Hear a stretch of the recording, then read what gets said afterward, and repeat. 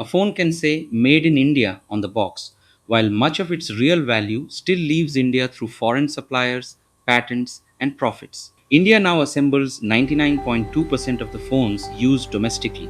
Yet the bigger challenge is capturing the technology, components, and intellectual property behind them. Now, a new policy is designed to push global giants beyond assembly and force more components, technology, and ownership into India. But will it actually create India's next tech giant? You buy a new smartphone for 50,000 rupees. The box proudly says made in India. But once you crack this device open, the financial reality of where that money actually goes gets complicated. Over the last few years, the PLI scheme successfully pulled the country away from heavy electronics imports. Today, an impressive 99.2% of all mobile phones used in India are assembled domestically. That volume of production has pushed India to become the world's second largest smartphone exporter, trailing only China. But as we look closer at these production lines, we find a discrepancy between the volume of phones produced and the actual wealth they generate for the country. India has mastered the physical location of manufacturing. The next challenge is capturing the underlying value of what is being built. Looking at this smartphone's breakdown, only a small sliver pays for local factory labor. The majority flows outward to foreign suppliers of hardware like processors and displays.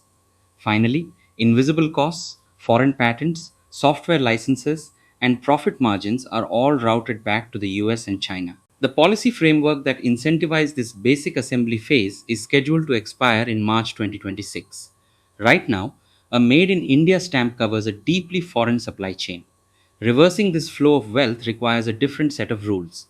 This brings us to the Mobile Phone Manufacturing Scheme or MPMS. It is a 62,500 crore rupee initiative running through 2031, designed to force a transition from basic assembly to true manufacturing. The first major pillar of this scheme specifically targets established global tech giants, pushing companies like Apple and Samsung to increase their domestic footprint. To qualify for government incentives between 2.5 and 5%, foreign entrants must now hit a minimum turnover threshold of 10,000 crore rupees. Hitting basic production scale is no longer the finish line. These firms can no longer rely on outsourced assembly. They must integrate actual local component production into their workflows. MPMS essentially forces these global behemoths to pull their deep supply chains directly into India or risk losing access to government subsidies. But the most aggressive part of the policy is aimed at incubating homegrown, globally competitive Indian smartphone brands.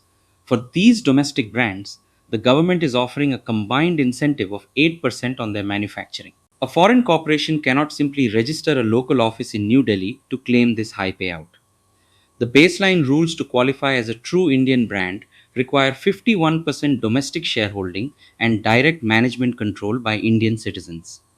Furthermore, the intellectual property, the active patents, and the in house research and development must all be generated and owned entirely within India. There is also an additional 1.5% incentive available if a company proves 25% of its components were sourced locally.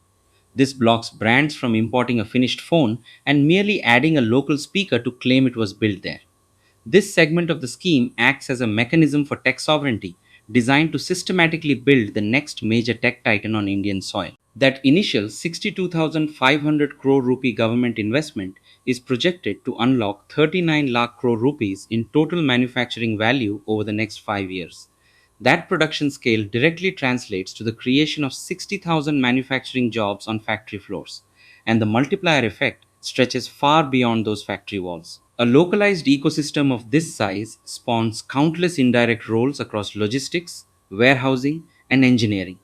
Today, manufacturing is rapidly shifting away from basic physical assembly and moving straight toward higher level engineering and complete design ownership. The goal is for Indian firms to own the patents, the software, and the foundational technology that defines the modern industry. The framework is set. The only question now is whether the world's next billion-dollar tech giant will emerge from this blueprint.